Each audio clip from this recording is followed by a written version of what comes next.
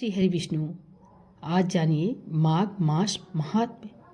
भारतीय संस्कृति में वैसे तो 12 महीने में कोई न कोई महत्वपूर्ण व्रत त्योहार होता है, लेकिन धार्मिक दृष्टि से माघ मास की विशेष स्थान प्राप्त है। मघा नक्षत्र से युक्त होने के कारण इस महीने का नाम माघ पड़ा। ऐसी मान्यता है कि इस मास में शीतल जल में डुबकी लगाने वाले पाप मुक्त होकर स्वर्गलोक जाते हैं। प्रयाग में प्रतिवर्ष माघ मेला लगता है। हजारों भक्त गंगा यमुना के संगम स्थल पर माघ मास में पूरे 30 दिनों तक कल्पवास करते हैं।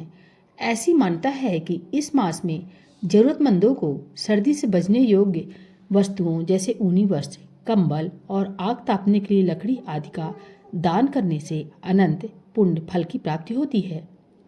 वैसे तो इस मास की प्रत्येक तिथि पवित्र है, लेकिन इस दौरान कुछ खास व्रत त्योहार भी मनाए जाते हैं, जो इस प्रकार है। मकर संक्रांति। सूर्य का मकर राशि में प्रवेश मकर संक्रांति कहलाता है।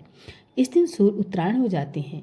इस दिन स्नान, दान और जप तप आदि का अत्यधिक महत्व है। उत्तर प्रदेश में इस दिन को खिचड़ी पर्व के नाम से जाना जाता है।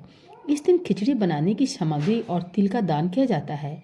दक्षिण भारत में इसे पोंगल और असम में बिहू कहा जाता है। संकट चौथ। माघ कृष्ण पक्ष की चतुर्थी को संकट चौथ या वक्रतुंड चतुर्थी कहते हैं।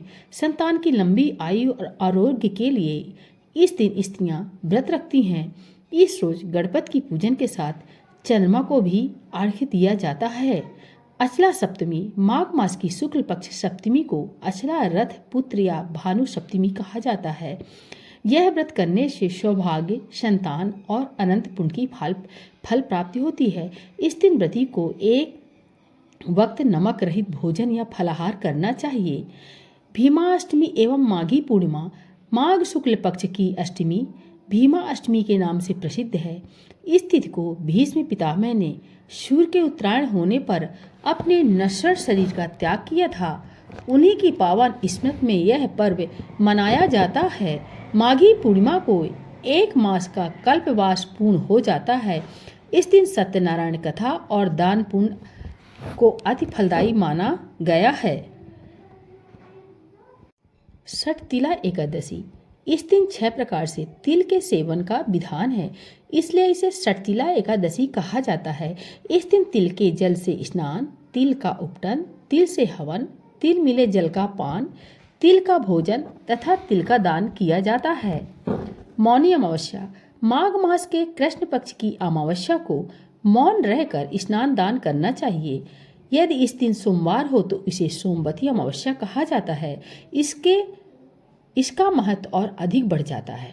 बसंत पंचमी। माघ मास की शुक्ल पंचमी को भगवान श्री कृष्ण के कंठ से देवी सरस्वती का आविर्भाव हुआ था, इसलिए यह तिथि वागीश्वरी जयंती एवं श्री पंचमी के नाम से प्रसिद्ध है। सरस्वती देवी की वार्षिक पूजा अर्चना के साथ विद्यार्थी विद्यारंभ करते हैं। बसंत ऋतु के स्वागत में इस दिन पीले वस्त्र पहनने और इसी रंग की खाद्य सामग्री का भोग लगाने की भी परंपरा है। इस तरह अनेक पवित्र पर्वों के समन्वय की वजह से श्रद्धालुओं के लिए माघ मास को अति पुण्य फलदायी माना जाता है। नमस्कार दोस्तों, माघ मास महात्म्य की जानकारी अच्छी लगी हो प्लीज़ लाइक सब्सक्राइब करना मत भूलिए।